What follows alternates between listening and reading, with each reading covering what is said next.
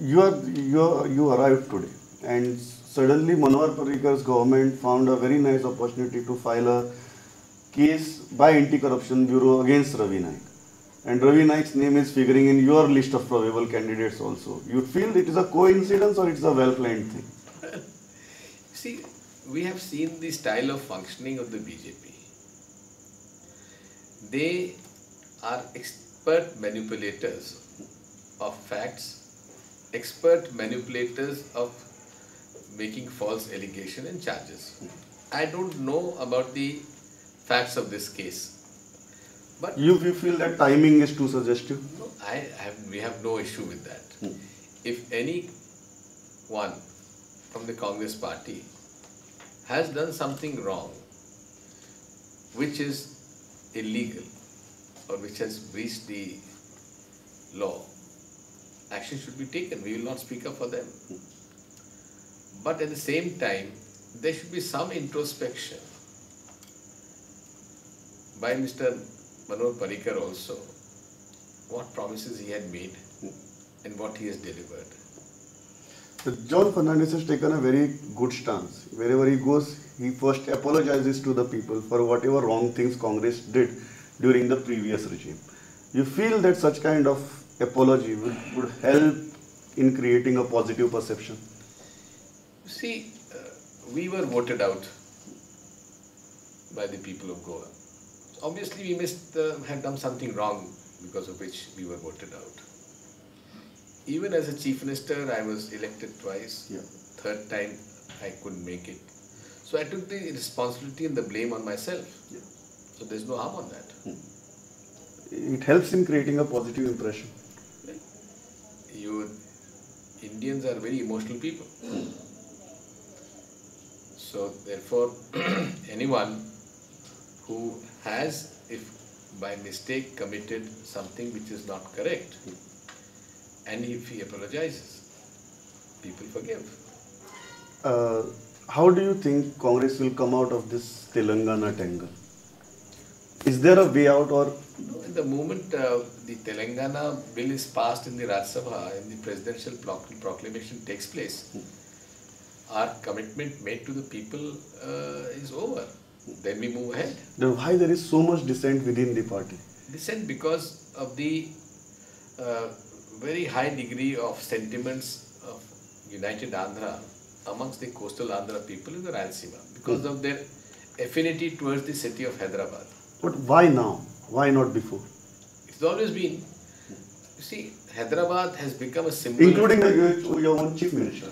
Hyderabad has become a symbol of Andhra Pradesh's progress. Yeah. It has become a city of opportunities for all people. And people feel that the symbol of opportunity is being taken away from them. So that is a reaction. But we have assured in the bill also Yeah.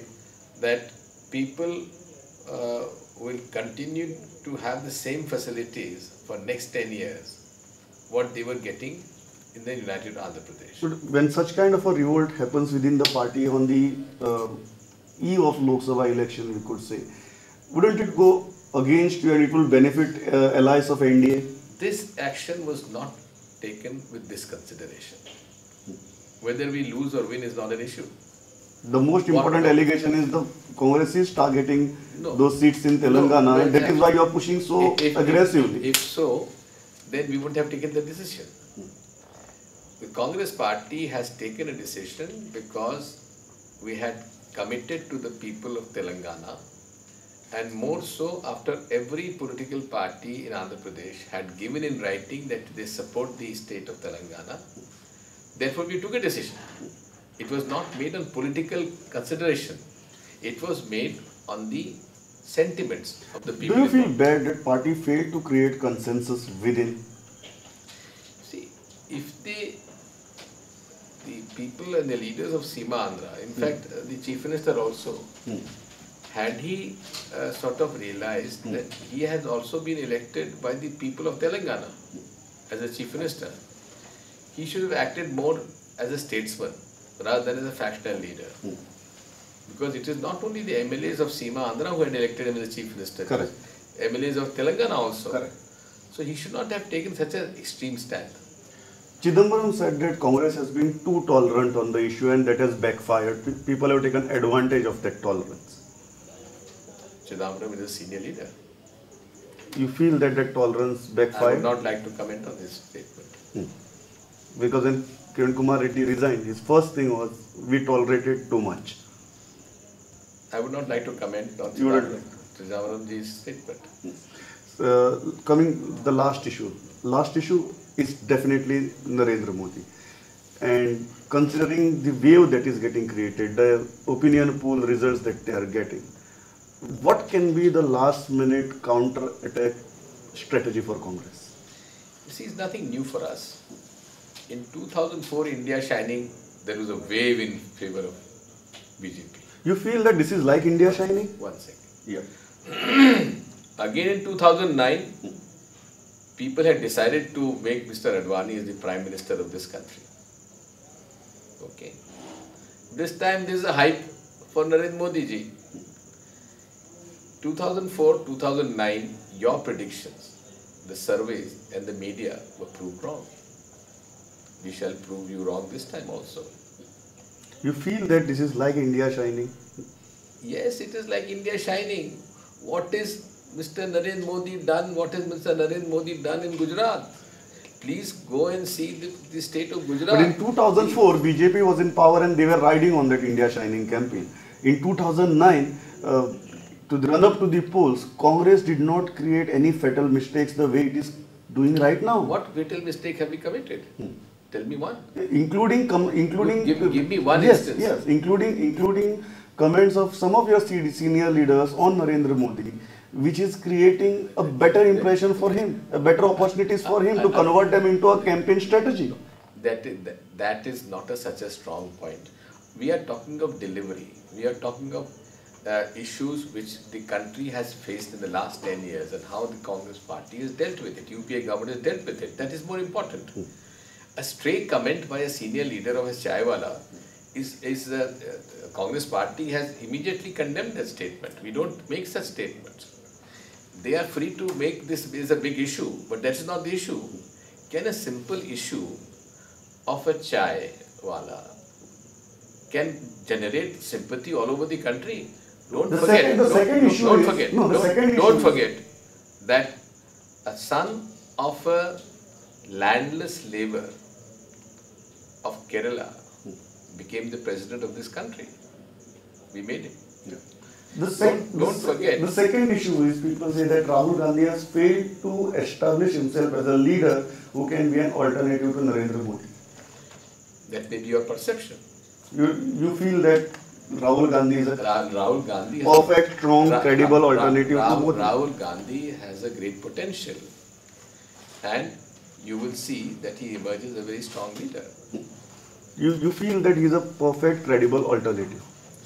You see, first of all, this election is the election for a roadmap for the welfare of the people of this country. Our model of development has been consistent since 1947. We believe in pro-poor policies. We believe in secular credentials.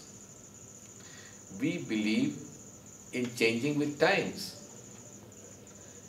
Modernization, empowerment, these are the basics on which the Congress party has brought this country from an era where our GDP growth used to be 1%. But when poverty was rampant, the world had thought that this country, the people will starve, there will be famines. We have gone beyond that. We are now the third largest economy in the world. But when at this juncture, when opposition is completely coming out full throttle attack on the Congress party with different kind of scams that happened during your regimes. Those scams. What is the counter strategy? Those scams are wrongly projected by media. You're blaming media for that? Yes, media for that. For CAG, 2G.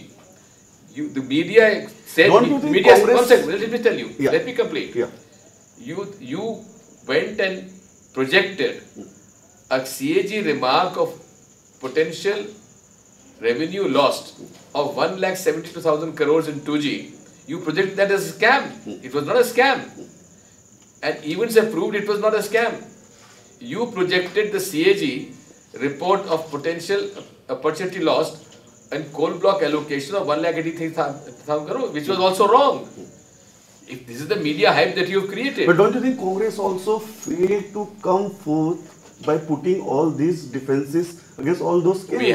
We have done that.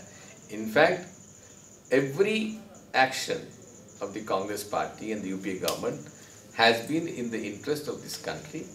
We have not spared even our ministers. No scam happened. Wherever there was a scam, we have taken strong action, put them in jail.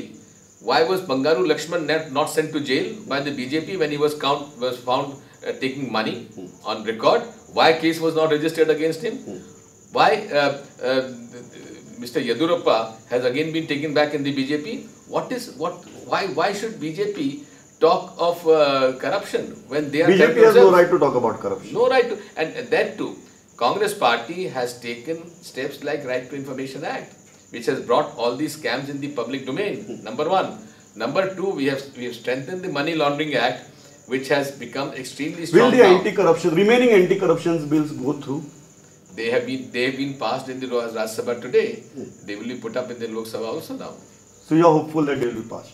If the opposition does not interrupt, we will have these bills passed. Last question.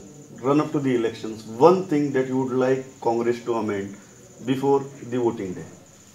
See, we need not amend anything. We have to. The situation is so perfect. We have to go on our projected, planned roadmap, which we have. So you are saying right now things are perfect. We are on a decidedly, I would say, a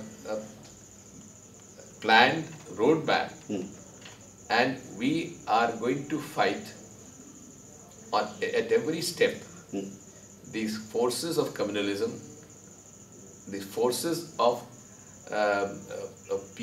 people who are being supported by the big corporates.